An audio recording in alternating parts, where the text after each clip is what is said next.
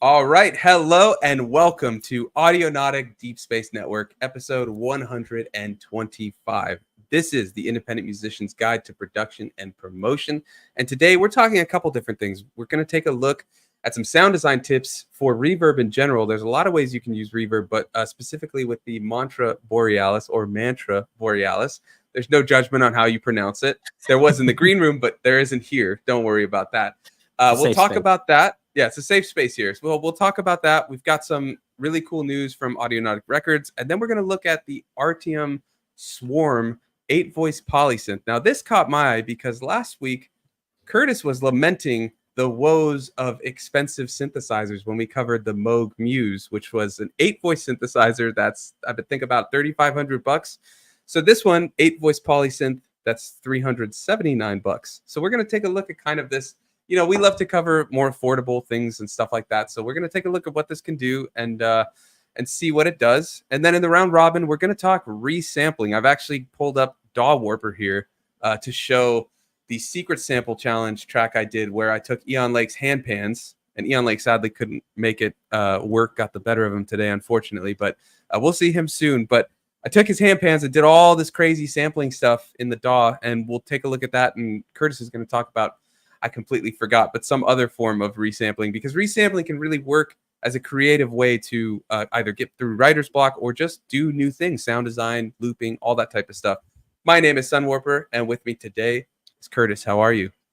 I'm good, brother. I'm good. It's a hot, busy week, but it's always good when you sit down here, you know? Yeah. It's always better and easier when you sit down here. We've had a hell of an afternoon getting ready for this show, haven't we? Yep. I came in to record the segments that we've got for the Borealis, thinking everything's fine, everything's good. I sit down, nothing's working to the extent where I turn my laptop on and for some reason it's typing in Hungarian and I have no idea why. So yeah, been a rush. It's a sign, man. I don't know what it's a sign of, but it's a sign.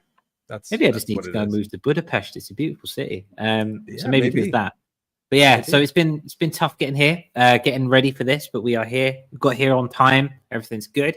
How about yourself? What's going down? I was going to say on time in Audionautic on time. We started 2 minutes later than even our normal 11:08 or 8:08 start time, even though we schedule them for 11. But yeah, that's what we do. That's our Audionautic time. It's our own reality, right? Yeah, I've been good, man. Just moving right along. I did a live stream for that 60-minute challenge. Actually really loved the track. And then a label that I've worked with before was like, oh, we're looking for synthwave tracks. That would fit really well for this compilation. I was like, okay, sure. So that works. And then I had to do vinyl masters, which was fun. I had this whole issue. I told you about it, but for anybody that uses Logic, you may want to check if you render, like if you do bounces and stuff for mastering and things like that, or pre-masters. Logic 11 just changed the default now for even 24-bit renders and stuff to have normalization turned on by default. And for the longest time, I was doing this ambient track and I was making vinyl masters, which, you know, you want lower lufts. You don't want the needle to bounce. You don't want it super loud and all that.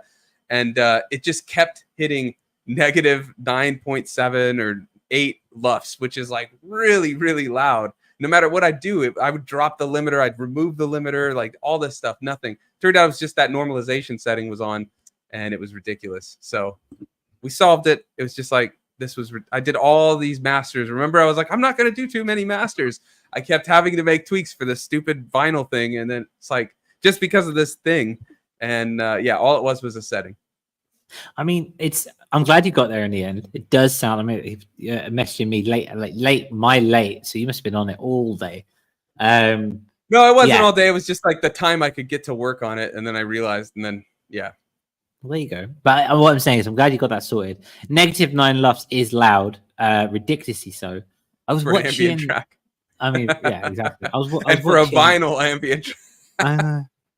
It's just like, yeah, I get it. Like, it's built so early bird producers can just whack it through and just like put it through, and it's yeah. loud. But I got to tell you, like, maybe it was because I had my own things of limiting compression and stuff, but like I kept noticing these tracks were really clipping. Like I was like, why are these even if the lufts weren't that high? And I was like, oh, is it because they came through the SP, which had the compression and cassette sim on? No, it was the normalization, because it's putting it so loud, you know. It's just destroying it, yeah, completely. And it's what was it? I was watching In the Mix the other day. Great YouTube channel based on FL Studio. If you don't know, it exists. But he was saying that basically the loudness war is over and loudness has won, essentially. And I mean that makes sense when you've got plugins built for that. That's exactly where it's going to go through. It's very funny that they would say that, because if you ask Thomas, one of our patrons, he'll tell you loudness lost. Because when I was mastering his version, her remix of Boundless Euphoria, I mastered it at like -12 or -10 LUFS, which is pretty loud for ambient, obviously, but I was trying to match it with the album. And he was like, oh, and he's got a lot of success with like Spotify playlists and stuff like that, the editorials. He's like, I never master it that loud because Spotify has that LUFS thing and it's going to punish the track. And there's just no need to get it that loud and blah, blah, blah. And we kept it at like -12, I think, for that. But it made me think for this release, I'm testing and I'm doing -14 for both the lo-fi track and the ambient track, just to see, if there's anything. But so it's interesting that then on the other end, you have this argument that loudness won, whereas the other way. So I don't know. I just think do what sounds good, and what works in your genre. There's Thomas right there. Hey, Thomas, how's it going? See you, dude. Yeah, interesting stuff. I also just quickly want to say hello to all of our patrons in the chat. We've got Bendu. Bendu is at work today, or working, but awesome to have you here. Abby is also in the chat. What's going on, Abby? Sorry to hear it's a busy day, but hopefully things alleviate, or at least you can get a little break here or some reprieve, hanging out with us, talking gear. Eon Lake is working, but he is here. We're happy to see you here. And Thomas, of course, is here. What's going on, everybody? How are you all? Have you had a chance to do some music? Curtis posted a poll. I'm curious to hear if there's been any movement on the poll there.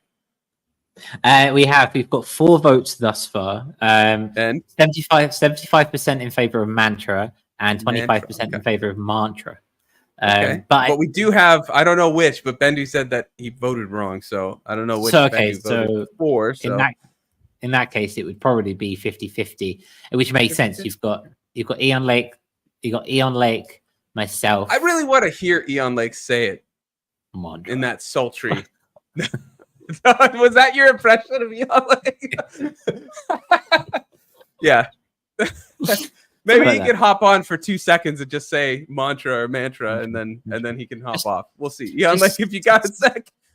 Eon Lake, just send us a voicemail in the chat, and just send us a voicemail in the chat. We'll go from there. Yeah. But we'll go from there. Here's his text version. That baritone, dulcet tones, whatever. But anyways, there's no judgment here. However you pronounce things, we don't care. We just, he's across the pond. So we have different pronunciations, and we were just talking, Curtis, from me. So we were just having discussions on pronunciations, and we were curious to see where everybody's at. It looks like it's 50-50, which is fitting, I think, considering all of this. But anyways, is there anything we got to go over? Any news, any updates, anything you want to talk about before we get into however you want to pronounce it? No, I think this is the nicest of segues that we could have achieved or possibly have wanted at this point. Let's go straight into it. I think we can do some more rambling later. Yes, we were very lucky that a while ago now, midway through January, I call them MNTRA Instruments. I don't know if it'll come through, but I asked Google, and it said MNTRA. Did you hear that? He did, yeah, MNTRA. But that it does say American, so I'm curious. American. Hold on. MNTRA for British. MNTRA. So there we go. Makes sense. Google claims to have solved the debate. Exactly. This company, MNTRA Instruments, we've talked about them a few times, and they were lovely enough to send us over a couple of codes for this. This was back in July. It's taken a bit of a while, but busy with summer and stuff like that. But we're coming to bring it to you now. They have the Borealis, which is actually on sale now at $60 until August 25th. So still a bit of time to get it. Where are my notes? Let me bring my notes up so we can have a look at it. We do have a demo of this, which we pre-recorded, and we'll play it in a little bit. Just wanted to introduce what this is first and foremost. So Borealis, it's a reverb plugin, essentially, which they have created, coded, whatever you want to call it, for both the studio and for live performances. The idea is they say it goes beyond traditional reverb plugins because what they have integrated in there is an envelope follower and modulation features in order to blend dry and wet signals, essentially. There's the traditional XYZ macro controls, which means that you can use your ears and you can play around and be playful with it at all. They have 14 reverb algorithms in there, as well as convolution and diffuse delays. They've got some lovely diffusion and some lovely granular stuff in there, as well as that advanced modulation. We've been in this app for a while when it comes to MNTRA. We know that they're really good at sound design, and this is exactly the same as it has been before. So you can manipulate and you can modulate, but then you can go deeper in as well, and really get to grips with how it works. So yeah, the whole point of it is it's meant to be really deep and really good for sound design in its own regards, so to speak. So yeah. In that regard, would you say? In that regard. There we go. So yeah, gotta make sure if anybody's playing the drinking game that you hit the cues, you know. Just in case, always, yeah, completely and utterly. So yeah, dope little plugin. Thank you ever so much for MNTRA for sending it over to us. It's taking a bit of time. Like I say, it released at the end of July. Here we are, midway through August. But it is cool. It's fun. We do have a little bit of a demo to show you what it's all about. I think we might come back to it later down the line. Yeah, definitely. I think they sent us a second code. We're gonna double check, but I haven't had a chance to download it, and I didn't want to, not do it justice. But we're also going to cover Sketch Audio, the Dr. Vibe. If you want to check out the interview we did with Ryan from Sketch Audio, I'll put a link when it's done. But you can just go to the Audionautic playlist. We have a playlist of all of our podcasts. But we're gonna showcase the Dr. Vibe and this in real time, because I could share Sunwarper and show that type of stuff. So we'll be doing that in a couple weeks, I believe. But in the interim, Curtis is kind enough to record a little demo. I think it's about 7 or 8 minutes or something, showing off some of the stuff that Borealis can do. Yeah, exactly. It's about 7 minutes long. So I'll just play it across. We'll see you in a little bit. But yeah, MNTRA very kindly sent us a few codes for this. Thank you ever so much. Really appreciate it. We've shown MNTRA a couple of times on the show before, and they have been proven to be really good at sound design.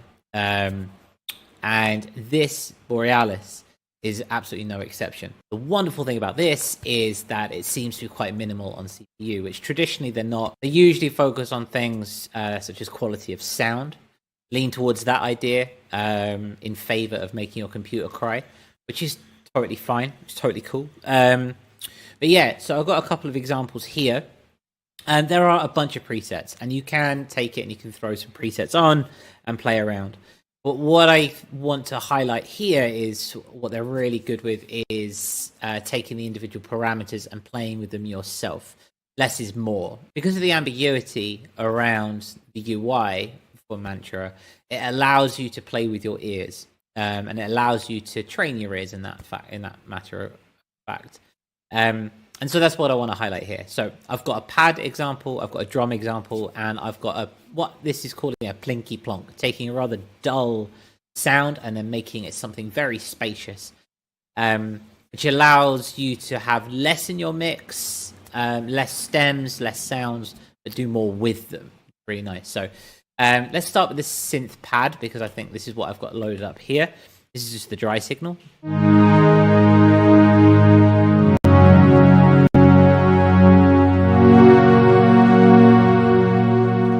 Standard pad from, I think this is Drift. So Mike, this is for you, brother. And yeah, so then we put on Borealis.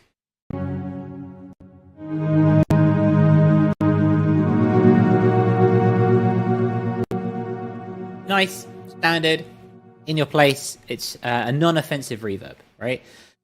Then we take these parameters here, tilt, moderate, and size, attach a couple of LFOs to them, boom, and instantly you can see my CPU won't allow me to record and do this at the same time, so we're just going to save a bit of CPU. Just know that they are mapped to the X, Y, and Z parameters here, which again are very nice.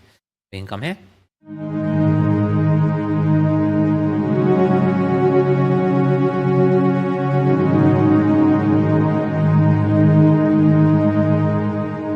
I hope that's coming through on the stream, but instantly you've got a fluttering effect coming through and allowing you to really shape it for yourself. Now, that's just a surface level dive.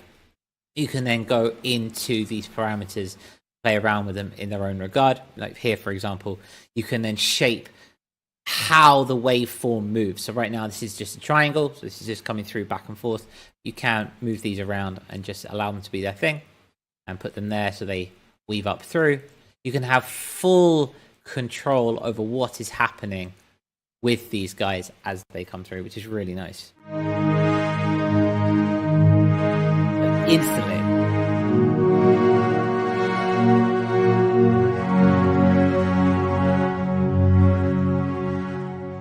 Instantly now there's modulating in a very different pattern, completely independent of one another. So you've got that initial LFO changing the sounds in their own right, and then you can change them individually within the parameter themselves, which is just a wonderful way and a lovely clean way of shaping the kind of modulation you want to get in your sounds. Okay, so that's that one. We're going to pop this guy away for now, and we're going to come over to the drums. Beautiful thing in that regard, I want you to bear in mind that modulation tactic that we just put in. I've got a standard drum loop from Cymatics.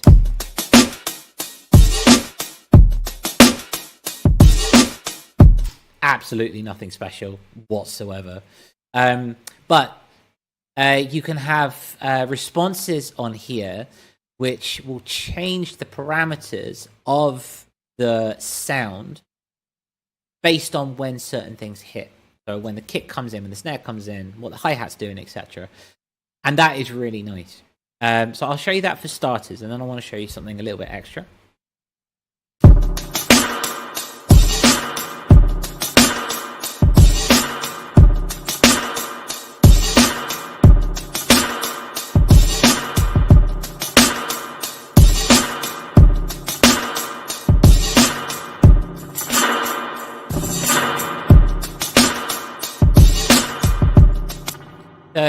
On the start, you're putting them in a different room, and you're putting them in an idea.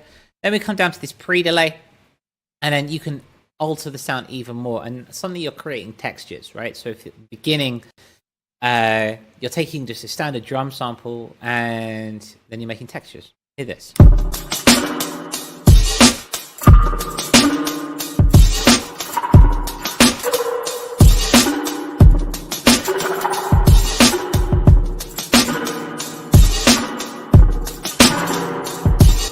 Now, I'm just doing that with my mouse. That's kind of rudimentary. But imagine sticking an LFO on that pre-delay, for example, and then moving that around with, say, an envelope filter, which you can then really get those peaks and those little pops coming through. Really, really nice in that regard. And so there's definitely something there to play around with, and to take a drum, for example. In my head now, I'm thinking I could put a high pass filter on that, and suddenly we've got texture. Suddenly we've got that, and you can resample that and move that through. So there's a lot to play around with when it comes to the modulation again, and then the under modulation, as I'm dubbing it right now. Finally, let's come across to this plinky plonk, which is a very dull sound. Nothing special, nothing great, just a sound. But I want to illustrate here just how much this plugin can do with nothing. So now we just whack on Borealis.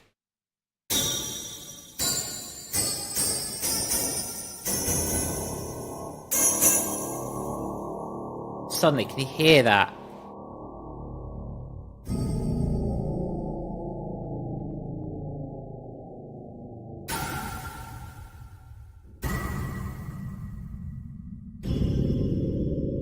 Suddenly it's quite spacey, it's a bit different, like, and with a little bit of further sound design. With a little bit of extra sound design on that, you're turning that into something very cinematic, I feel. Which, again, MNTRA are really good for. They're really good for their kind of cinematic sounds, their realistic sounding sounds, their high-end quality. It's great in that regard. It's a plugin specifically designed, I feel at least, if you're interested in sound design. If you just want to slap a reverb on plenty of reverbs out there with less computer power in them. You know, the stock plugins will do great in Ableton or Logic or whatever you want to use. And obviously, there's plenty of free ones that we are all well accustomed to, where you can just slap a preset on and go for it, right? However, I really think that if you're really interested in sculpting sound and exploring the sculpting of very minimal sonics to create something very unique, might be something that you want to try and have a look at. There we go. What'd you call that last one there? A plinky plonk? A plinky plonk. Well, that was the preset on Ableton. Yeah, they called it a plinky plonk. Oh, I see. Plinky plonk. Yeah, that went to places I was not expecting the sound with that reverb. That was crazy. But the drums with that got super trip hoppy with that reverb on it. It did, I got one question for you. And Cool. You clipped again a little bit. If you can just, I don't know what the clip, there's some gain staging issue happening today. Well, we're full of technical issues, but we'll get through it. But anyways, we love MNTRA, but their plugins, I was just using one yesterday. I was doing some spacey sounds and I was creating this drone with, I think it was Sir. But man, it does hit the CPU a little hard, even on an M2. So I'm curious, since this is an effect, it's not using that dedicated launcher that has all those things, right? It's its own, I think, plugin. It's not using that main one. How is the CPU on that? Seems to be fine. It seems to be. I haven't put it through its paces. I'll probably be playing around with it later in my live stream after the show, so I can put it through its paces a bit more then. But I haven't seen any glitching. I haven't seen any issues. The one thing I do see is that you saw in that first example, I had mapped the LFOs to it, and that's a visual representation. The computer couldn't do the animation of the plugin and show the LFOs. So I also noticed there were some pops on that first demo, probably from that or something. It was like and you're recording, I think, on Streamlabs, right? So like you're hitting the CPU. So I'm not saying that's from the plugin, but that is interesting to note. But I mean, it sounds really cool. And one thing I love about their plugins is the UI, which I know is kind of to the detriment of the CPU, but it does really work. It's awesome in that way. And how do you find this CPU? And chat, let us know your takes. What do you think about this plugin? Are you going to grab it? What do you think? Reverb? How are you feeling about it? Let us know. Yeah, we'd like to know what you think. What do you think? How do you find the UI? I love it. I think it's great. I think this one's a lot more minimal, which I think very soon. If we bring it back up, it's a lot more minimal than perhaps some of the others, and it's a lot less cartoony. It reminds me a lot of your artwork, actually, from Music Landscape era. Yep. I could see that. The like spacey, the retro, retro 70s sci-fi. Yeah, I love it though. It is really cool looking. Yeah. Exactly, and it is really nice, and it does offer a certain je ne sais quoi to the whole process, where you're just like, this is cool, and it's for $60, and it's quite nice in that regard.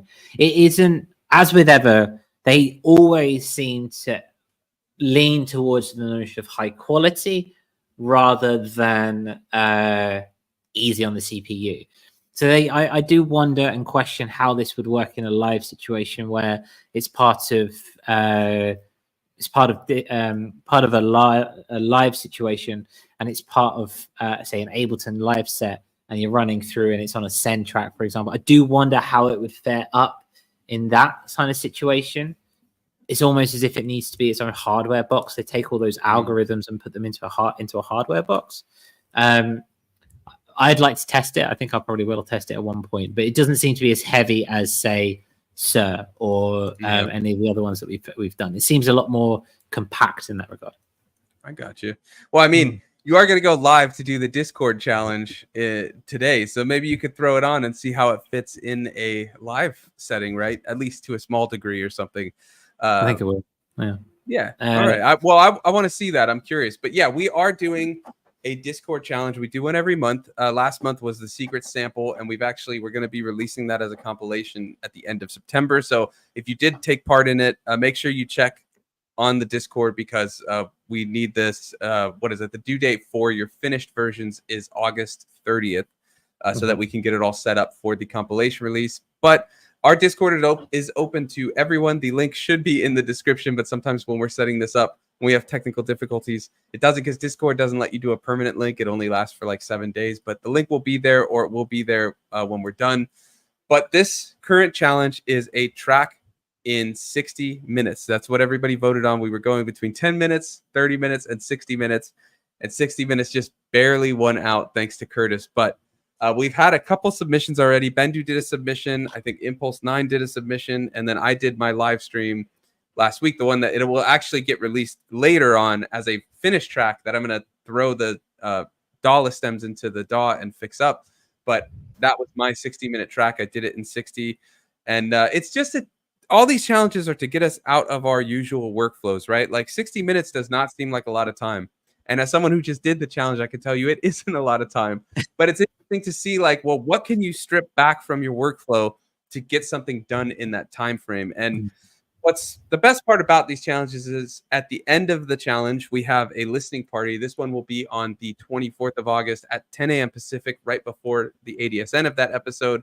And yeah, we're going to hang out. We're going to listen through it, everybody's submissions, and then we're all going to talk about what we learned in that. So every time we do a challenge, we have a hangout after where we listen to everybody's things and we all talk like what we learned, what are our takeaways, and we all learn from each other and we all offer some very great feedback. Nothing critical, nothing judgmental, just, you know, we're just helping each other develop and all that stuff. So yeah, if you want to take part in it, Curtis was kind enough while I was talking to put the Discord in the chat. You can hit that and we'll put it in the description and in the show notes on Apple and Spotify as well. Curtis, you're getting ready for this 60-minute challenge. How are you feeling? You ready? Yeah, it's gonna be fun. I am going all pedal to metal, just gonna open up Ableton and go. Yes. And just no pre. The only thing I have done is I've asked ChatGPT for like a chord progression. No, structure. nothing like that. Just a structure, like not a structure, a time breakdown. So like, interesting. 10 minutes for sound selection, 10 minutes for drums, 5 minutes for bass, etc. Yeah. etc. I have done that because I think because I'm riddled with ADHD. Time management is not my forte. So I think having a little thing in the back of my head to help me kind of get on with that will go right from there. No, that's fascinating though, because I mean, I'll use ChatGPT sometimes to like give me a chord progression. I didn't for this one because when I set up the pedal board, this chord progression just came to mind, and I was like, I'm using that. Like that's what I'm using, and then I just use the Digi to kind of do it. But I'll use it to like help me with structure if I'm stuck. And structure in terms of like, okay, I've got this loop. Like, give me an idea for like, you know, intro this, that. And usually I don't even use it because it sucks. But it's just like having something there that I'm like, okay, now I know. But that's an interesting idea if you want to work through a time limit. That's an interesting idea to be like, hey, give me differentiations of time, you know, for sound design, for this, for that, for mixing, for all that. Interesting. Okay. It's good. I think it'll work. I think it will help. I think 60 minutes is not a lot of time, and I think I would either otherwise go from absolutely spend 50 minutes building a loop and then destroy it, or I would just get so overwhelmed by all of the parameters that I would just sit there for half an hour and not do anything. So this is like, there's that phrase, isn't there? You can't eat an elephant all at once. And so it would be this notion of just kind of breaking it down and helping me get through. So we'll see. I'm going to go live. What time do I normally go live? I haven't done it in a long time. I have no idea. I think it's 2 my time. 2 your time. Yeah, about that. About quarter to 2 Pacific. After we've done this and I've had a bit of a break and journal and stuff, you know. Anyway, I know what you mean. It's going to be interesting. I'm saving yours for afterwards. I haven't had a chance to get yours through, but I know that you're really impressed with it and you really like what you've done.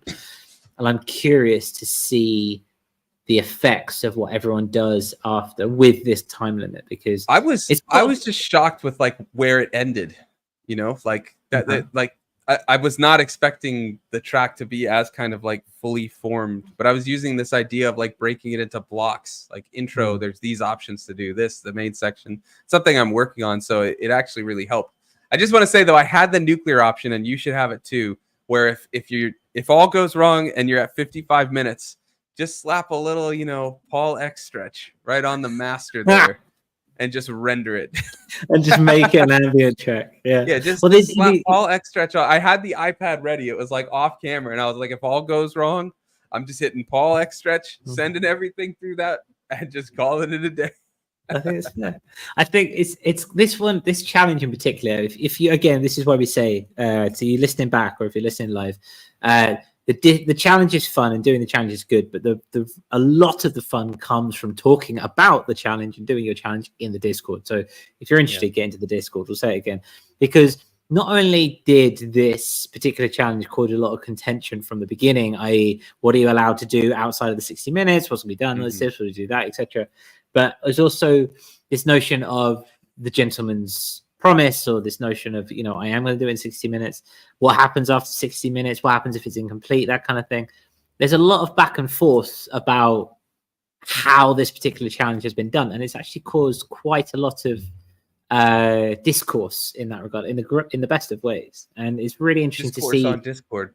Exactly right. Who would have thunk it? And it's just creating a sense of, you get to see where people are coming from, what they're trying to achieve, and that kind of thing. And there's nothing wrong with a failsafe. I thought, you know what, I haven't done a drone track in a while. Maybe at the end of the day, just pick a note and just drone and sound design for half an hour. You know what I mean? I don't want to do that because that feels like a cop out, but you never know. We'll have to see what happens. I'll tell you, like, most of my live streams, I try to keep under an hour, but I never have the pressure that, like, this is going to be a song at the end of this live stream, right? And so I got psyched out. I'm going to full disclosure. I got psyched out before the live stream. I had like trouble sleeping the night before because I was just like, well, usually I'll kind of think of an idea before I do a live stream. I was like, I'm doing this. Everything is in that live stream in the 60 minutes. I got a little psyched out. And then as soon as it started, I was like, well, I know the chord progression. Just throw it in the Digitakt. Like I did the structure in my brain kind of while I couldn't sleep, and I was like, okay, you know, I'm gonna set it up and I'm gonna have that. And then it was one of those times where nothing went wrong in the live stream, like tech wise, and I was able to just kind of be in the flow and like actually really enjoy the songwriting process while being with the community, interacting with the chat and all that. And it was great. But I just want to say quickly, like, I wanted to share that I did get psyched out. Like, you know, it's okay to get nervous about this idea or something, or feel a little weird about the end result that you get. There's no judgment on the track you make, and you can make as many 60-minute tracks you want. You can just only submit one. But yeah, the idea is just to kind of see where you come at the end, or where you end up at the end of 60 minutes, and we'll just hang out as a group and listen and, you know, see what it is. But there's no pressure to have a finished track. My track's not done. I'm going to export or use Overbridge on the Digitakt and then add stuff in the DAW for that release. I actually think I posted on my YouTube, it's going to be another live stream showing how I like embellish a DAW-less jam, you know, adding the MIDI tracks in the DAW and using Overbridge, which will be interesting. But yeah, there's no pressure to have something, you know, done or anything. It's just to get us out of our comfort zones. And I mean, buzzer beats are okay with this one. You can do it in the last minute because you just have 60 minutes to make the track. So so you can do it the day before and, you know, all good. But yeah, we're looking forward to seeing everybody's submissions. What we've already gotten is really cool. And if you want to film it, I would encourage you to film it, live stream the 60 minutes. We are, as we said, gentleman's agreement. You know, you don't have to, you can claim you did the 60 minutes and have taken longer. But if you do film it or something, we are a marketing podcast as well, music marketing. This is a great way to make a lot of content. You can chop it up into segments. You know, this is how I do a synthesizer. This is how I sound design. If you release the track later, save those. And before and after the release, you can post those. You could theoretically have 60 minutes, 61 minute social media posts. I'm not saying that all, you know, but it's a year's worth of content. Yeah, you could if you wanted to. Yeah, you could if you wanted to, you know, to promote the track or something. So if you have any questions about the challenge in general or video setups, how to kind of connect your stuff, let us know in the Discord. We're always willing to help. We're all there. Link is in the description. Anything else on that, or shall we move? Oh, Curtis, did you cut out? I froze or you froze? One of us froze. We probably froze for each other, to be fair. We'll move along in a sec. I just want to say just one more thing off that live streaming thing. Maybe that's something we should come to in a round robin around the time of doing it. Because it's a really good way of creating content with very little effort. One more thing I'd like to say just before we go across. Can you hear me now? Yeah, I think that's on me. Chat, let Is that us on know you? if we're both freezing or if just one of us is freezing. I have two laptops open, and I think it's because I have good old Warper. I think it's causing some issues. Okay. We'll get there. Lars says, "Fire up the content machine for it hungers." Well, I'm just saying, this is an easy way you could make an hour, a year's worth of content from one video you film in 60 minutes, and you never have to worry about the content. You could just post these things and not worry about it. I mean, yeah, it might get a little boring, but it's all good. Yeah, that's fine. What were you going to say though? Because we kept freezing there, Curtis. The listening part will be on the 28th of August, not the 24th. Oh, 28th. Yeah, sorry. 20. I put 24th, no, it's okay. Meant the 28th, but at 10 a.m. Pacific. 10 a.m. Pacific. It'll be an hour before we go live. In the chat. Yeah, basically 2 weeks from today, essentially. 2 weeks from today. Next week, we have an artist spotlight episode with Lars, and we'll get into why in just a second. But then the week after, just before, we'll go ahead of time and we'll do our listening party. So get it in, put it in the Discord. It's going to be fun. It's a grand old time. But yes, in the name of having a grand old time, we do welcome Lars to the Audionautic roster today, as he has lovingly decided to release his brand new EP, Faces Stained with Tears, out on Audionautic Records today. 5-track EP. Is an EP based loosely on the concept of the 5 stages of grief. It reflects his personal journey with grief and feeling or learning to feel one's feelings. And it's a really beautiful trip, for want of a better phrase. It's got some amazing sounds in there, great sound designers. You know, Lars really likes to push the boundaries of what sound can be, and they really likes to mangle his sonics. And this is a beautiful, melancholic lullaby, if I want to put it that way. It's lovely in that regard. Yeah, well, what I really like is that it's, you know, we always talk about making music as a journey, and this is truly a journey because he's going through kind of the stages of grief, shall we say. You know, if you listen to the tracks, like, it starts very dark and things like that, but by the last track, Acceptance, it's very kind of like relieving, like, oh, the clouds open, you know, and I think the artwork in that way works really well too with that. But it's like, we played Acceptance on our radio show last week, and I was like, hey, just so you know, like, the album isn't just this type of music. Like, it's a real journey. It's going to take you to places. So I really like that. And it looks like we got Lars blushing. Yay! Cool. That's what we need. That's what we need. Yeah. It's I've just put the link in the comments that you can see there. It's a beautiful EP. We'll be talking more about it next week after the full release. Lars is coming on the show. We'll be asking him some questions, that kind of thing, and going through it all. For now, it's exclusively on Bandcamp, audionauticrecords.bandcamp.com. On Friday, it will go out to streamers. And if you really want to support and you really want to show support for the independent music community, go to Bandcamp, support directly. $1 is equal to around about 1,000 streams, and we won't go into that now, but it's a really place just to build community and build a sense of togetherness in our music releases. Yeah, definitely. Let's move over to the last bit of news, the Artium Swarm 8-voice polysynth. Now, I wanted to bring this to the table. I saw it over the week. I don't think we covered this when they announced the Kickstarter. The video that I've got for you is from the Kickstarter announcement, but it apparently is available to order now on their website. And what really caught my eye, we talk about 8-voice polysynths, you know, and some being like $3,500, right? Like the Moog Muse, and the Prophet, was it 5 or 6, is around that same price. This thing is $379. And now there's no keyboard, granted, but it looks and sound really cool. So let's just play a quick bit of this video they posted, and then I'm going to read off some of the stuff after we listen through a little bit. I just like that way that you can say, it's, you know, it's not $3,000 because it doesn't have a keyboard. It's like, you know, that kind of thing. I like that. Well, I don't think that's the whole reason, but I'm just saying, granted, you know, it's not necessarily a fully fair comparison because those have keyboards and all aftertouch, all that stuff. But I'm with you. You know, price is price. Price is price. Exactly. Let's put this on. Introducing the Swarm from Artium Instruments. The Swarm is a desktop synthesizer with supersaw oscillator, onboard effects, a full-featured arpeggiator, and 8-note polyphony. just The I'll read oscillator off the core is stuff a bit, comprised of but 7 just skip to detunable about saw like waves 2-3 capable minutes of in playing just for 8 the notes sound in demo real polyphony. quick. There we go. And I'm gonna post a link to this video if you want to check it out without all the internet issues.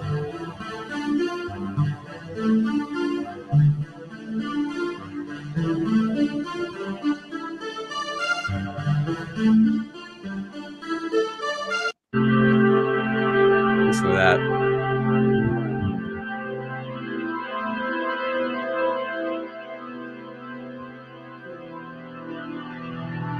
Lovely. Yeah, lovely. So polyphonic desktop synth with onboard effects features a super saw oscillator with 8-note polyphony, curated onboard. I like that. Every feature of the Swarm is directly mapped to a knob, button, switch, or jack. There's no need for menu diving, complex button presses, anything like that. Onboard effects, they've got freeze, which is really cool. You can hold a note, freeze it, and then keep playing, but it holds that drone. So you can kind of have a drone on underneath like any arpeggio or whatever you're playing. Delay, reverb, and chorus. You can also use the onboard effects with other equipment. You can plug it in and just use the effects, not like the synth sound. Plug and play functionality. Swarm utilizes USB-C MIDI hosts for simplicity. Most modern class compliant MIDI controllers with USB functionality should plug in and work immediately, they say. And then it's an open source platform. So it uses, I'm not sure what those are called, Axolotl or something like that, for development and implementation of its products. So that's always cool. But yeah, I really wanted to bring this up because last week, Curtis, you were lamenting kind of the price of these 8-voice polysynths and how, you'd rather just get like a plugin and some MIDI controllers and stuff like that. And I'm curious if something like this would change your mind. What, as in would I go and buy this as opposed to go and buy the Moog from last week? No. You're not going to buy the Moog, you said. You said you were going to buy a plugin instead and a lot of other stuff to update your gear, right? Like in this theoretical, like, were I to have $3,500, if I sold a kidney and I was going to buy a Moog, and I was looking to buy a Moog for $3,500, but then you're like, oh, actually, I could also buy a Moog Model D plugin, and then I could get some nice MIDI controller and some, this and that, and maybe a used Ableton Push, blah, blah, blah, for all that same price. That's kind of what you were insinuating last week. I'm curious, would a $379 8-voice polysynth change how you look at this purchasing thing? Thomas says, don't sell your kidney. Yeah, that was not a piece of advice. Do not sell your kidney. Yeah, don't do that. Don't do that. Maybe a lung, but maybe not a kidney. You got 2 lungs, but you need more of that. But yes, no, definitely. I was looking at this, and I'd love to have it. I think it's beautiful. It reminds me very much of the CVES or CVEX guitar plugins, the Fuzz Factory, for example. They're very cartoonish, very retro looking. You're muted. I have the Lo-Fi Junkie from ZVEX, right? That little gray one. Yeah. I sold my Fuzz Factory when I moved from Vietnam to here. It's one of the biggest regrets of my life. I could have just put it in a suitcase. It was great. This is looking wonderful. Let's have a moment of silence for that, dude. I know. Wow. Okay. Dead air for it. But yes, it's small, it's compact, it's a desktop synth. You can connect a MIDI keyboard to it if you wanted it to, or in theory, you could just run anything through it in that regard. And I like it. It looks funny, it looks cool, looks different. I can imagine it just sitting here, for example, like instead of this. This is becoming a bit of a live overdub session area right now, but I could just slot it in underneath, that kind of thing, and work nicely. So definitely, in short, I love this. It's definitely on my radar, and I hope Kickstarter goes through. We'll share a link. No, it did go through. I messaged you. Yeah, it did. That's what I was saying. It's available to order on their website for $379.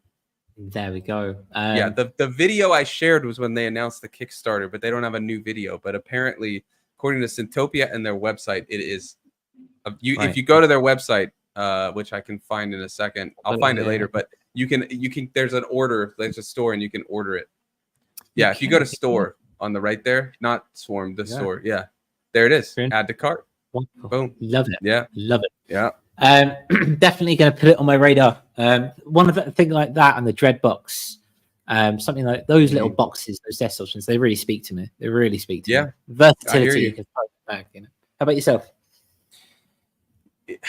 Yeah, I would love that. I would love this. It looks awesome. I'd really like to have another 8-voice or like a Polysynth. But I don't know. I'm figuring. I'm still rebuilding this setup, so I'm still figuring it all out. What I'd really like right now, almost, is the Volca FM2, because I'd really like to have a DAW-less like digital piano or piano, because that's kind of like the thing that I use a lot in my DAW work. That's just completely missing unless I get like a sample.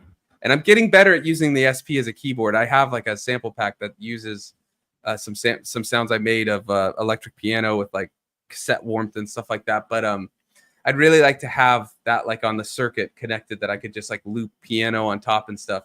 This is probably about the same price as that Volca FM2, which is 6-voice.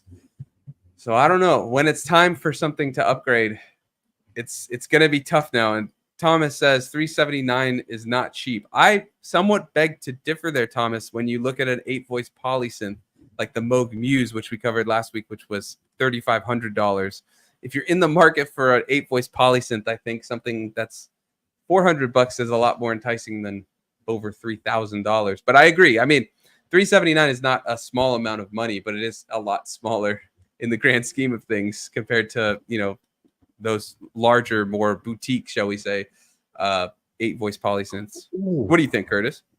Well, I just put it. I mean, for example, because I work in Czech crowns. Yeah. I put it into Czech crowns. It's 8,600 ish Czech crowns, which is about the same as the Teenage Engineering K133. And yeah, I mean, it's doable. It's very doable. Like I'm looking at. This keeps bringing up this idea of you know, these prices, like we were talking about. Is a dedicated machine at these prices? Can you justify it when you have things that do a lot at those prices? I mean, I think yes, but we were talking that last time about the drum machine versus like the KO 133 or whatever. It's kind of like, you know, it's an interesting thought process is all I'm getting at. I think it's fair. I think it's an interesting one, yeah, because like last week, for example, I was all about putting that money in plugins or putting that money in like a general piece of hardware. And now here I am going, I'd spend $400 on just an 8-voice Polysynth. I think, for me at least, I think the difference here is that is firstly a little bit quirky, a little bit different, and it's a desktop synth, which is really small and you can fit in your backpack. And I really like things that you can fit in a backpack. Curtis has always been a project that you can, for the majority, just fit from your backpack.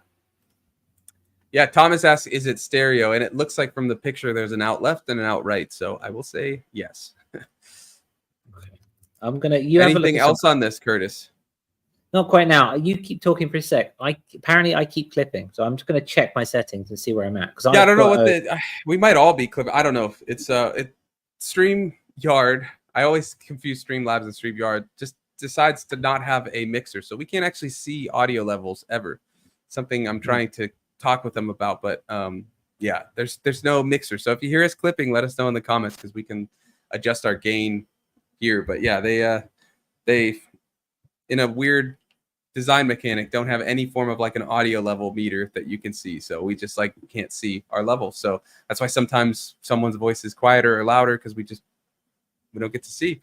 Thomas says clipping is the new warmth. Yeah, who needs tape warmth? We've got digital clipping. Lovely. It's not a soft clip even. It's just a hard, you know, just nice distorted clip. Yeah, wonderful, wonderful stuff. Anyways, Thomas and a lot of the lovely people in our chat are our patrons. And I want to say a massive love to all of our patrons who help support what we do week in and week out, doing these shows, being able to do demos, getting things like StreamYard despite the hiccups that they may like that, but they allow us to do this week in and week out. We really appreciate all of your support. It means the world. If you want to help support the show and get early access to all of the Audionautic records. Like Lars's new release came out a couple days early for patrons. You also get exclusive channels on the Discord and another weekly, or not weekly, monthly Hangout Star Stream. All of that you can get if you head to patreon.com/audionautic. We're also at certain tiers, you get sample packs. We made a sample pack together but separately in Interlaken in Switzerland over the summer, and that's the most recent one. Curtis made a bunch of one-shots out of it, or you can get the field recording, so a lot of flexibility there. But yeah, if you want to help support the show, patreon.com/audionautic. That's what helps keeps us going, what helps us do more of these things, like the new radio show that we just started. Curtis, you want to talk about that radio show, Beyond Genre? Beyond Genre, yeah, it was a great Sunday night, wasn't it? Well, my Sunday night. Yeah, it was Sunday morning for me, but yeah, short little informal show. Got some submissions from the community, and we just sat down for 45 minutes, an hour, and we just played some of the tracks, talked about them, and just basked in the love and talent of the community. It was a really good Sunday, and it was a lot of fun getting it done. And yeah, we aim to be doing more. We want to be doing more. At the moment, I think we're doing it monthly. The next one is scheduled for, I will find out as I talk. I'll check the calendar. I think it's September 20-something, but I don't trust my 20-somethings because I was wrong the last time with 20. I said 24th and it was 28th, but that's okay. 15th. It's all right. Beyond but yeah, Genre while is you check that out, I'll say, yeah, the show's once a month right now. We're hoping to up that, but that's all dependent on how the show goes. So if you enjoy that show and you want to help see it grow, consider sharing it, consider liking it, let people know that we're taking submissions. Also, if you want to help just in general, the Patreon is the best way. But yeah, just share the show, because we have to justify being able to take that time. It's extra time that affects our weekends and stuff. So the point is to share community, to hang out, listen together. We've loved these sample challenges that we do where we hang out and listen to them. And so we wanted to make a place that's beyond genre, beyond, the stereotypical cliched, like it's got to be this type of track to fit a synthwave playlist or an ambient playlist. We want to celebrate the experimental, the different. And so that's why we're doing this show. And if you dig it, if you want to see it continue to grow, then share it. Very much so. We love doing it. It was really good fun. We were saying on the back end of it that it's been a while since we've done something like this. Like ADSN has kind of been our staple for the last 125 odd weeks or so. And that's crazy, man, to think about that. Right? But it is. It's insane how much of it we've done. And it's been our kind of dedication. It's been our discipline for weekend. Monday plan, Tuesday show, Thursday cut up, promote, Saturday podcast, etc. And obviously it's been around bits and bobs, but that's been our cycle for 125 weeks now. The odd week off here and there. But it's really nice to come back to something that isn't not to say that this show is polished by any stretch of the imagination, but something less structured, something that is a bit more anarchic, and something fundamentally deep down that is for the community and is showcasing in the community and is about the music first and foremost, about the end result. We're always talking about production tips and tricks. We're talking about the existential crises of the musician's journey. We're looking at new gear. We're looking at all this. We're looking at all that. And that's all good and amazing and fun and valid. But this is actually on the back end of it. And this is what we're seeing the consequences of our devotion, of our vulnerability, of our love. And it's amazing. It's cool. So it's really nice to come this back. So really excited for this. As Sunwarper said, we have some constraints just about time and about how much effort it does to put in. And, we have jobs and we have kids and we have all this that we need to do. But it's something that we love doing and we want to do more. And hopefully we can do more as we continue to grow. Yes, definitely. And I just wanted to say, we love you, Thomas. Thomas says, this channel should have thousands of listeners. You guys are killing it. Yeah, thanks. It takes time. It takes growth. But yeah, if you all want to help, just share the shows. Share when we go live, when we do ADSN. Let people know if you've got friends that make music or you make music and want a place to be heard and listened to. We had great chat in that live stream. Like everybody was vibing, listening to everybody's tracks. Then they went to the Discord and commented on the works in progress. about the songs that we were playing and stuff. So it was really cool to see that. A lot, like, that's what we want to see, that community. This is what we're trying to build, a community that's positive, that's safe, that we can just talk about gear and nerdy things and stuff like that. So it's a lot of fun. And Lars says, unironically, yes, plug the merch. Well, we do have merch. We've got Audionautic shirts. They are on our Bandcamp. It's bandcamp.com. What is it? Audionauticrecords.bandcamp.com. I think Curtis is getting the link while I talk. But yeah, we do have some shirts. We've got the Together We Grow one, which I think is very timely considering what we're talking about. But yeah, here's our merch. We've got a couple of shirts. And yeah, so Lars, there's your unironically plugging the what's it called? He says, Thomas says, do we have caps? I think hats. We should make a hat. Yeah, we got to make one with the little Audionautic logo. It's super easy to make. I have a Sunwarper hat that I wear all the time. They're easy to make. So yeah, we can make hats. Yeah, that's on the agenda. It is. That's kind of what I wanted to say while Sunwarper was talking. And the back of the hat should say, "What's it all about?" You know, the Eon Lake. No, I'm kidding. I can definitely make some caps, some hats. We would love to know what it is you would want. The merch that we make, we want the merch to be made because you guys want it. So if you want anything particular, be that a cap, for example, for Thomas, or whether you want a beanie, or whether you want, I don't know, some yoga pants, or whatever you want, like, just let us know what it is you'd like. Just let us know what you'd like. You know, if you want to do the downward facing dog with the Audionautic bass helmet on your behind, you want a yoga mat?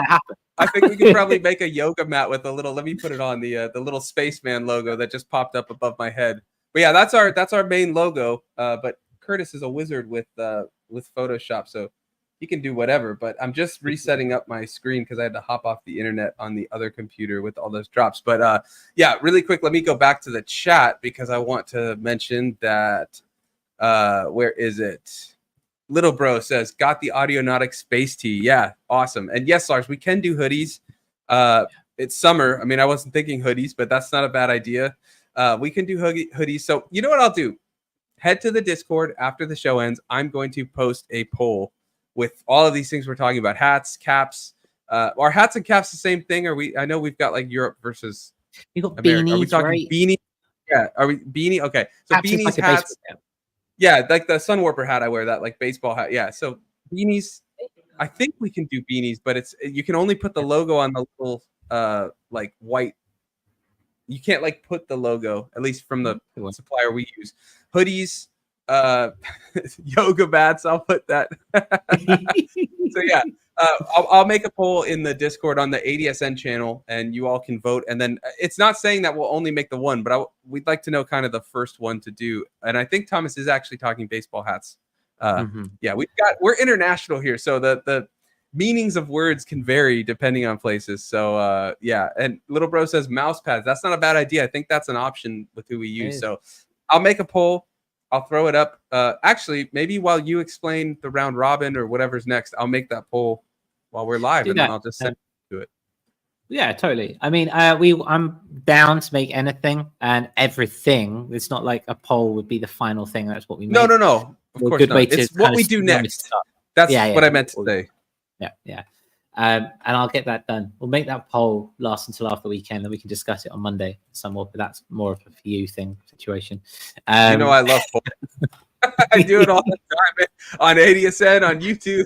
It works, though. It's awesome. If you are trying to grow your social media, do polls. People love polls. You know, they do.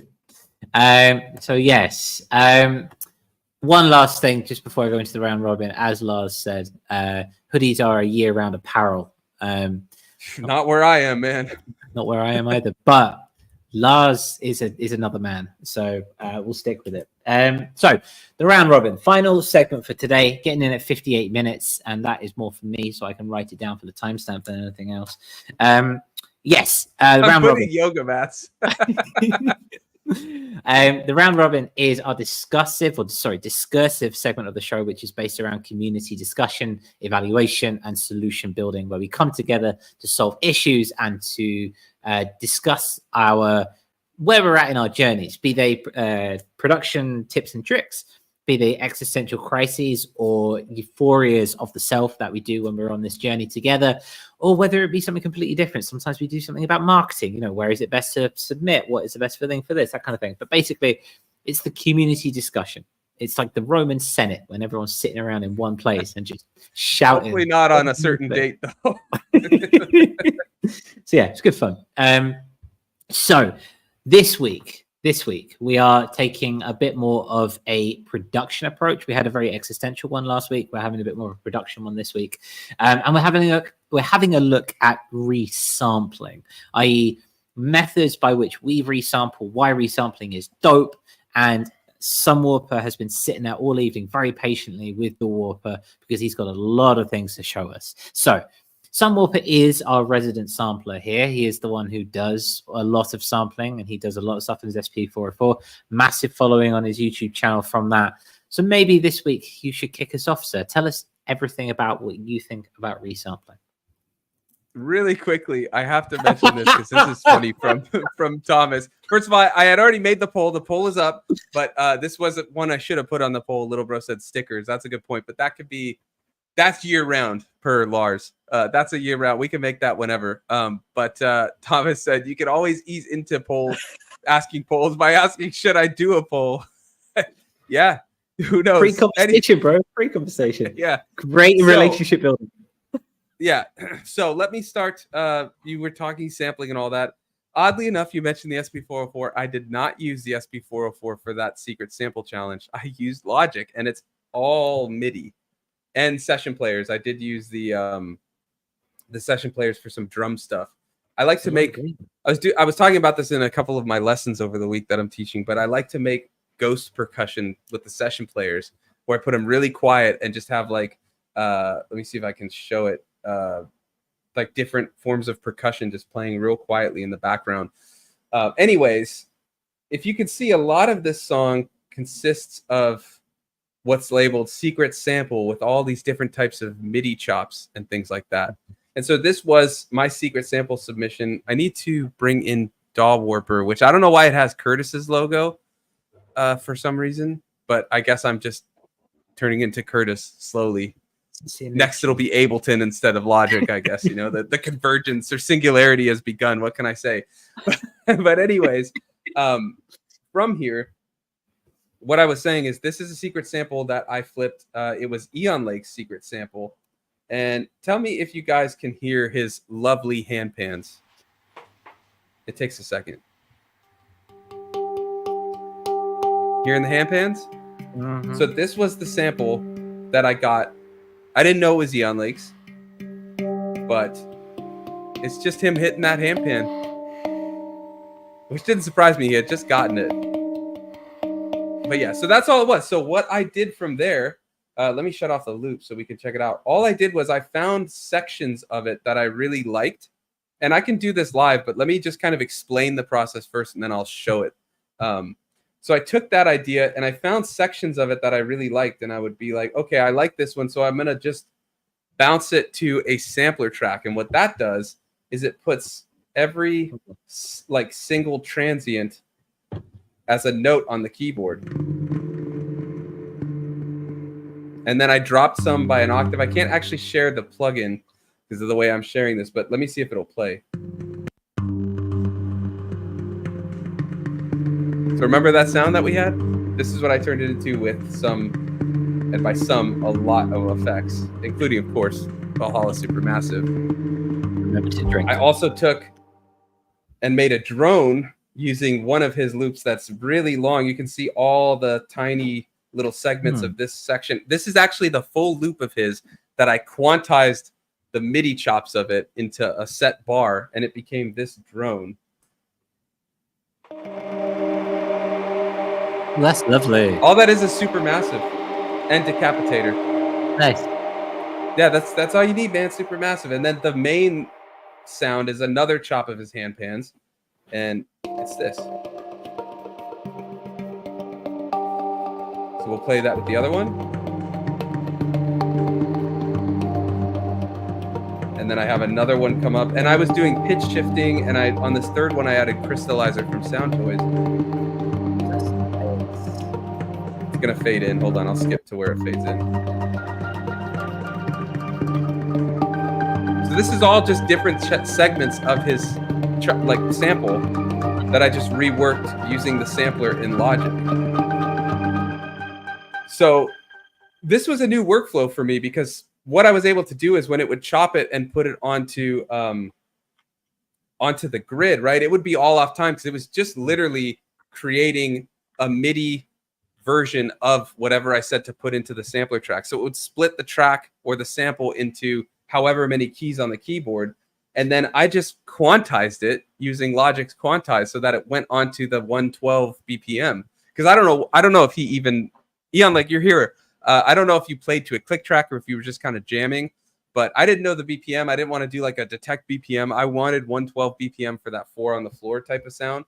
And so I just was able to take these small chops of the sample sections, put it in the sampler, and then quantize it. So, Curtis, I know I've been rambling for a while. Do you have any questions before I actually kind of show the way I did it, like the method of it?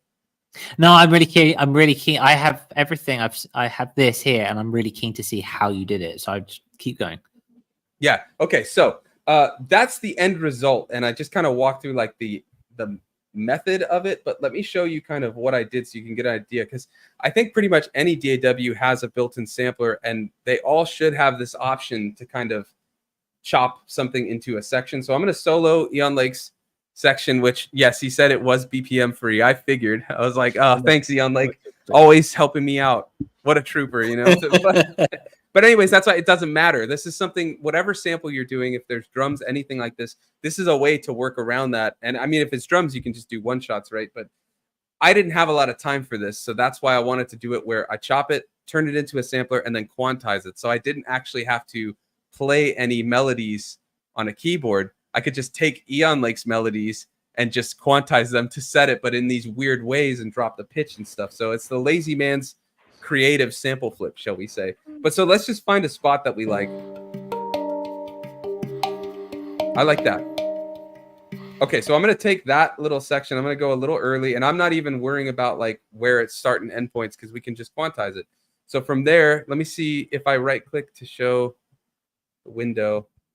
Yeah, it doesn't show the window, but I right click and it gives a bunch of options. And if I go to convert, there's a thing called convert to new sample track. I know you can't see it. I'm sorry. It's just the way that I'm sharing it, but I'm going to convert to new sampler track. It's going to go into the sampler that's just Logic's stock sampler. And you can see this, oddly enough, which is funny. I'm going to open it in sampler, not in Alchemy or the drum machine. Those are other ways you can do it. And you can set where you want the keys to start and end, should you need it. I'm going to just hit OK. And now you can see here's the MIDI sampler track of it. And if we go and click it, you can see there's no effects, but here's the little sampler. If I open the window, you can't see it, unfortunately. But let's play what it sounds like. Okay, so let's open that up. And here we can see that Eon Lake's lovely BPM-free creativity is just kind of all over the place. And that's fine, because what we'll do is we'll just highlight it. And let's just set it to maybe 8th. And look, it did some really interesting doubles and things like that. Let's play with that, though. Let's move that to here. And let's quantize it again. And then we can loosen it up a little bit.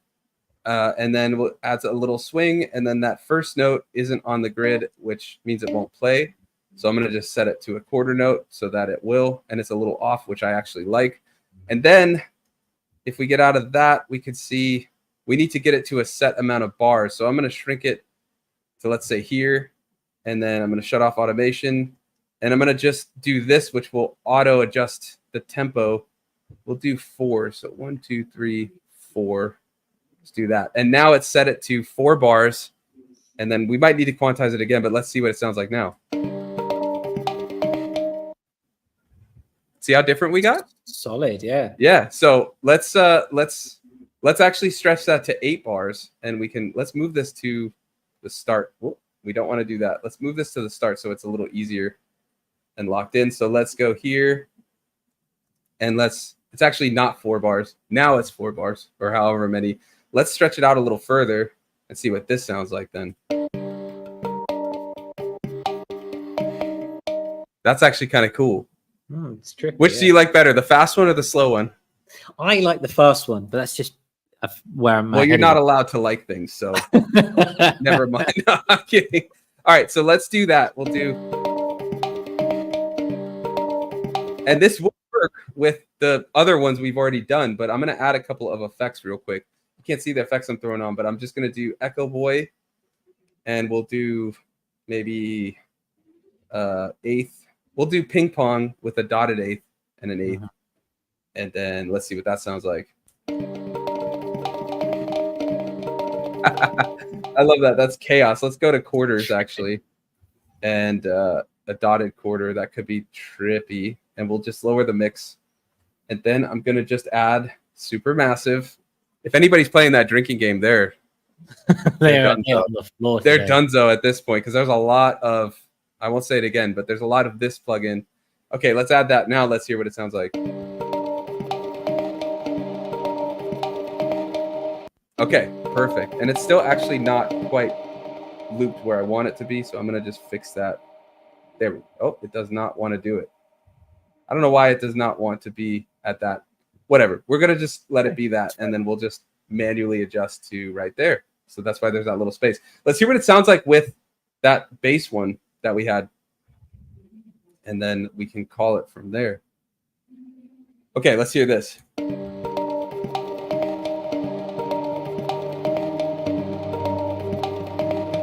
Wonky, I love it. Yeah, well, because we're doing that fast version that you like. I'll try the slowed one next.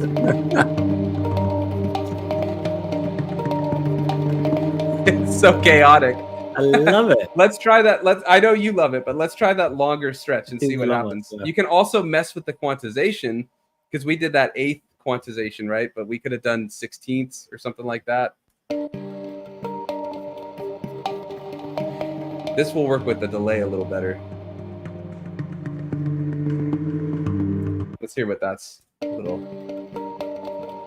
And I'm not messing with like attack and release on the samples. I would do that. This is a quick kind of live demo, so you have to keep that in mind. But there's a lot of tweaking that goes into like the end process that you would want to do that I'm just kind of showing the creative sampler method, not the other thing. So here's the slower version.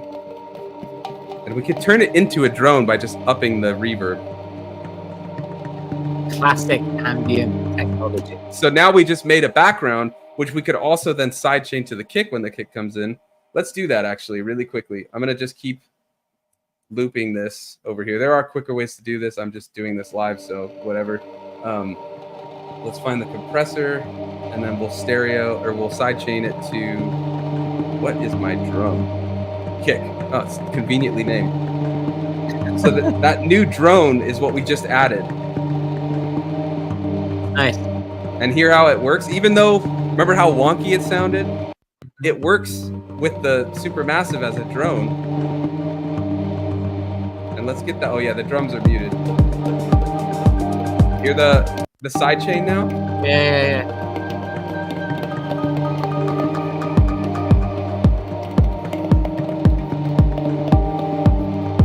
I actually like this little sound.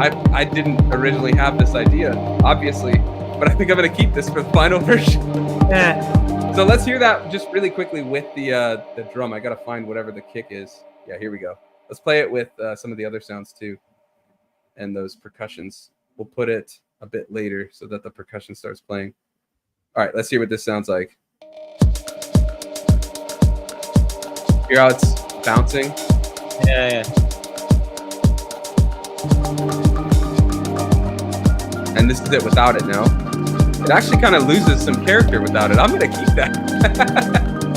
Yeah, that's awesome. So yeah, basically, I started with the intent for this loop that we were making to be an arpeggio, right? But as we went and did this sampling process, I realized if I just throw 100% Supermassive on it, I've got a new drone. And it's actually not even a drone. It's more of a synth. And by sidechaining it, we've got it. So that's kind of what I wanted to talk about. Resampling is creative for happy accidents like this. Like you may have the intent like, oh, this sample is going to work for this, but then you go in and you can just do something completely different. Now, I'm not sure. I wasn't looking at the chat because I was demoing. Was there anything in the chat that I missed here? Let's see. Curtis is debating what a bar even is. Interesting. That's a good debate, Curtis. Little Bro says 4 notes.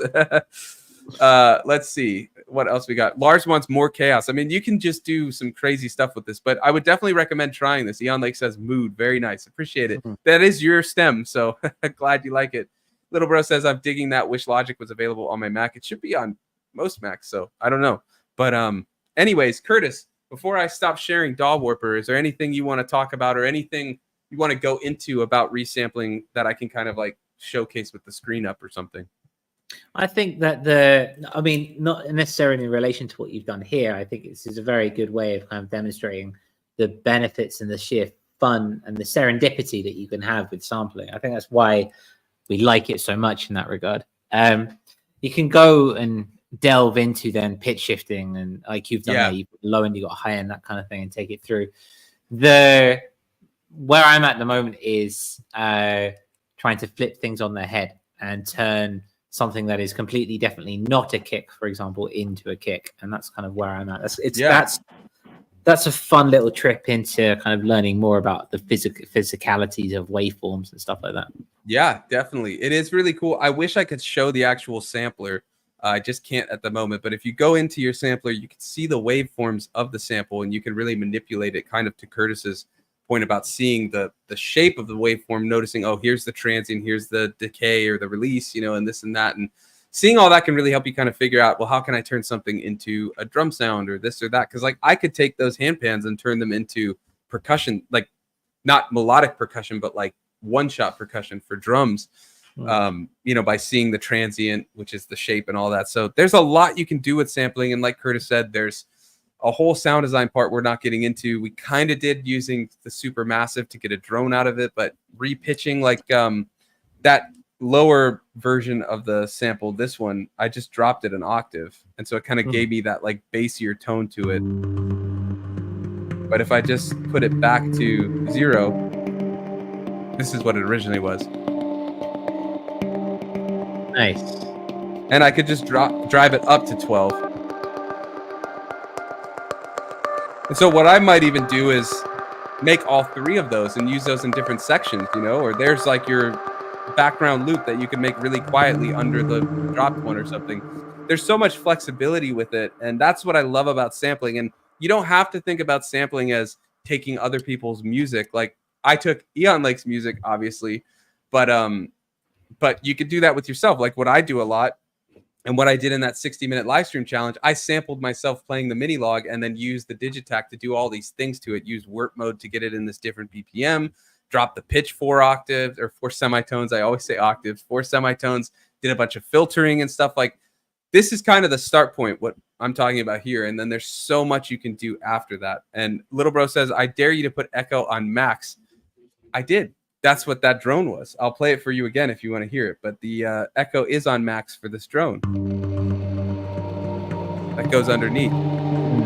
If I shut the echo off, it becomes chaos.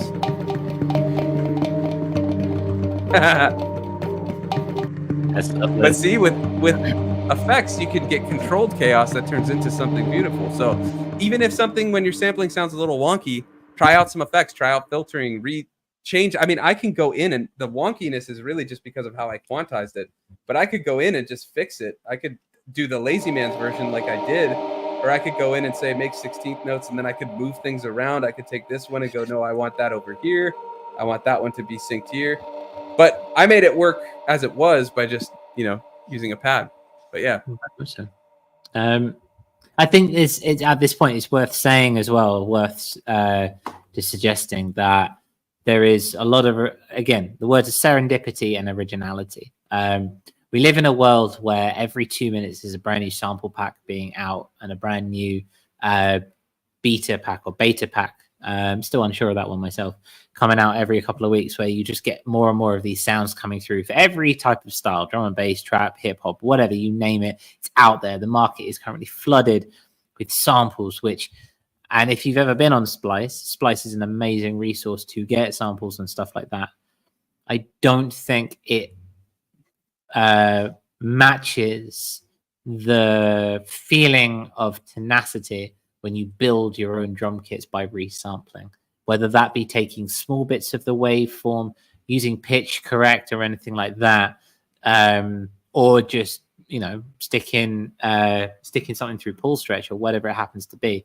Nothing beats that originality in that regard. And it's kind of the way that it's kind of a reason why we've started doing these sample packs that we've done. We've done a couple of them now.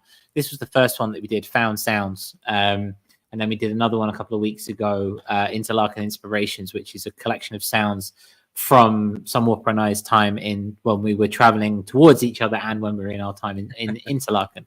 Yeah.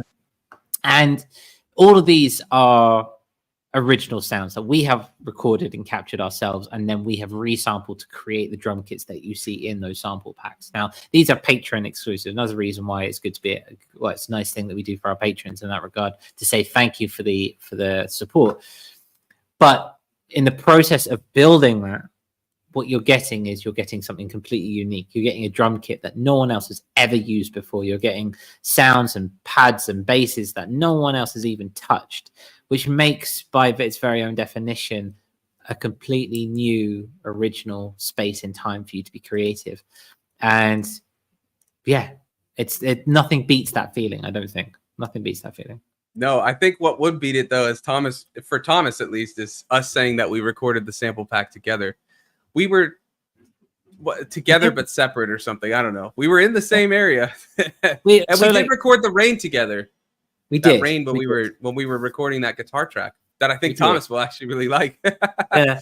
Well, we picked up the sounds separately, didn't we? Like we were traveling towards each other, and when we got to Interlaken itself, we kind of just focused on the show and making actual music together. But we both collected sounds on the way and then collated them together. That Converged, exactly.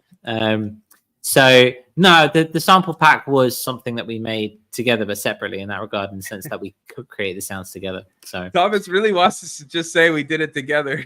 We're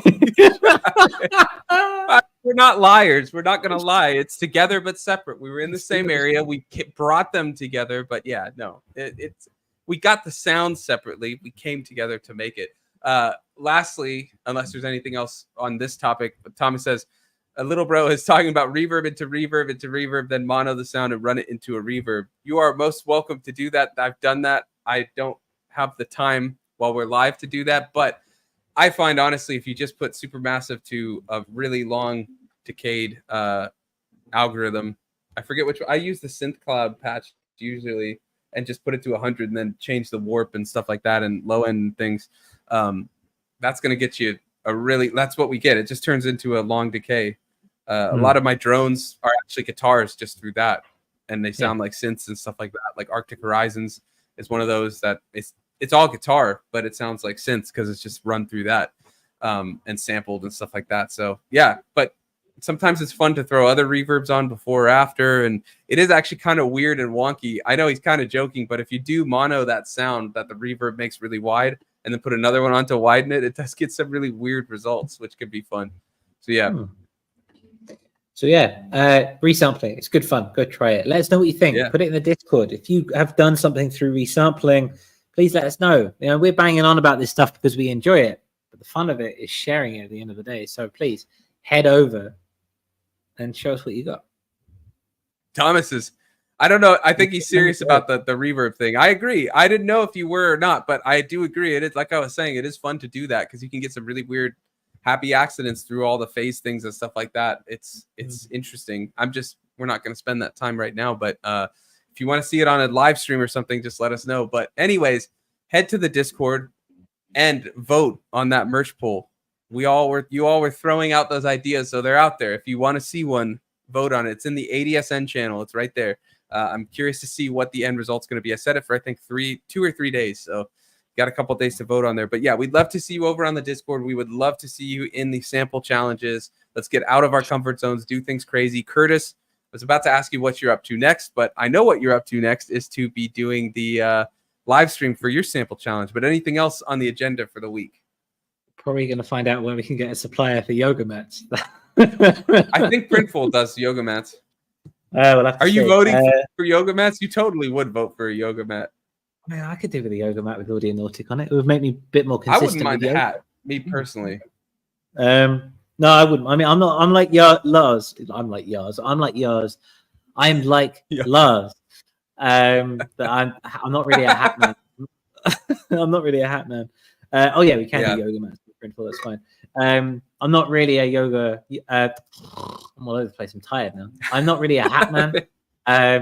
But there is plenty of other merch that I would do, and I would make this merch, and I'd wear T-shirts, and I'd put it all through. I just need to know what people want to make or want to wear. Little bro said Audionautic onesie. I wanted to make the Audionautic one for Luca, but I think he's too big now. I gotta check what age range I think there's one of those in existence. Yeah, they're quite cute. I'm sure you can get some toddler ones. Yeah, a little Sunwarper one would be cool. You know, Sunwarper Junior. That'd be nice. Yeah. But in totality, I'm hoping for more and more that I can. I'm starting on. I'm on the overdub section of the album now. So I'm adding. I've done the sequencing. I've done the structure, and I'm now just adding overdubs. So I'm gonna hopefully spend a bit of time doing that over the next week or so and get a couple of more tracks further towards the mixing stage. That's what we'd like to be at. Nice. Keep going. How about yourself? Let's see. Filming some videos, doing some live streams and stuff. But yeah, I finished that 2-track and then the vinyl masters and stuff. So I'm excited to get that out at the end of the month. Just kind of like a new little way of doing things for that workflow. Like everything was made on the SP. One of the tracks, every sound was made on the SP and then performed on the SP. It's just fun to do. And then I got to finish.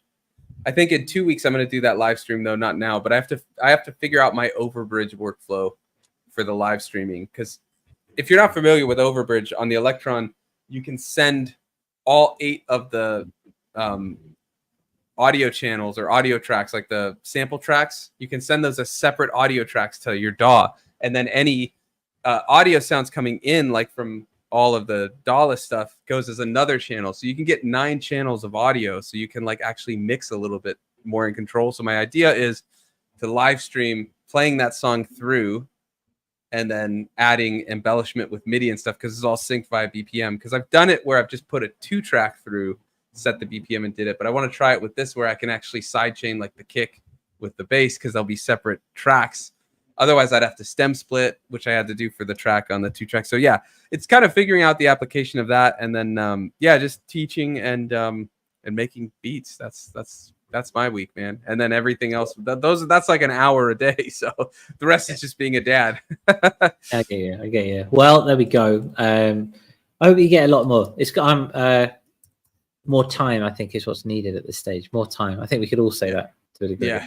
There's never enough time, but you just have to find the time and make the time, and that's what we do. Exactly. Is there anything else you'd like to say before we hop off, Sunwarper? No, I think we're good. Well, thank you ever so much for people for staying. We've had quite a lot of people coming and tuning to the live show today. Let us know if you've enjoyed it. If there's a couple of newcomers, perhaps, I don't know. Thank you for sticking around to the very end. We love the fact that you guys are here and chipping in with the community and seeing what we can do. Yes, sir. I do have one last thing. Since we are doing the radio show now, we're bringing back and more into rotation the playlist. So if you want to check out the Audionautic Radio playlist, it's going to get a new thumbnail artwork representative of Music Beyond Genre, our radio show. So we're going to be updating that once a month now, because it's hard to stay on top of everything, but we want to create places where people can listen. And of course, we link to the Bandcamp and all that, but the biggest listener demographic out there right now is Spotify, unfortunately, but we want to be able to help everybody kind of grow the Spotify. So if you do want to help, we're almost at 600 followers on there. We'd love to see you over there. Love to see you streaming on there. I think the link's in the description. I'll put it in after, but also this show is on Apple Podcasts and Spotify. So if you dig the show here on YouTube, give it a like, give it a comment after the video ends. That helps a ton. But if you're watching or listening on Apple or Spotify, consider giving a rating, because that really helps. Our goal here is to grow this community so that we can all come together, learn, share things, share what we're learning, all that. So we're really starting to see it. It's really crazy. Like I was saying on that radio show, we had people listening to the songs, and then they went into the works in progress afterwards on our Discord, and we're commenting on those songs and talking about it. And that's what we love to see. Everybody coming together and building each other up and learning together. So yeah. It's truly a thing of beauty to witness and be a part of. So thank you ever so much. For those of you who are there week in, week out, supporting us and supporting the community and being the community. That's the best thing. It's the best thing. So yeah. We will be back We will be back next week with Lars's Artist Spotlight episode. Again, great 5-track EP. Go listen to it. It's on our Bandcamp now. Be out on streamers by the end of the week. Great EP. Going to talk more about it next week. Looking forward to it. Thank you ever so much once again. Yeah, we'll see you next time.